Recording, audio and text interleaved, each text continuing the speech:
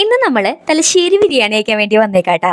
എവിടെയാണെന്നറിയോ? നമ്മുടെ മതിലകത്തുള്ള പള്ളിയോളവിലെ ഗിഫ്റ്റ് ലാൻഡിന് ഓപ്പോസിറ്റുള്ള തലശ്ശേരി നീറായി എന്ന് പറഞ്ഞ ഷോപ്പിലേക്കാട്ടാ വന്നത്. അവിടെ ചെന്നപ്പോ തന്നെ അയ്യോ ചില്ലും കൂട്ടിൽ നിറച്ച് സ്നാക്സ് ഇരിക്കണ്. അമ്മയെ കഴിക്കാൻ തോന്നിയിട്ട് പാടുണ്ടായില്ല. ബിരിയാണി കഴിക്കാൻ വേണ്ടിയല്ലേ വന്നേക്കണേ, അപ്പൊ അത് കഴിക്കണ്ടേ. ഇതിന് മുന്നേ ഞങ്ങൾ അവിടെ ചായയും സ്നാക്സും കഴിക്കാൻ വേണ്ടി വന്നിരുന്നു. അഫോർഡബിൾ റേറ്റ് ആണ് ചായക്കും സ്നാക്സിനും, നല്ല ടേസ്റ്റും ഉണ്ടായിരുന്നു. ഡൈനിങ് ഏരിയ നല്ലപോലെ ഉണ്ടായിരുന്നു, അടിപൊളിയാണ്. ഞങ്ങൾ 3 പേരും കൂടിയായിട്ടാ പോയത്.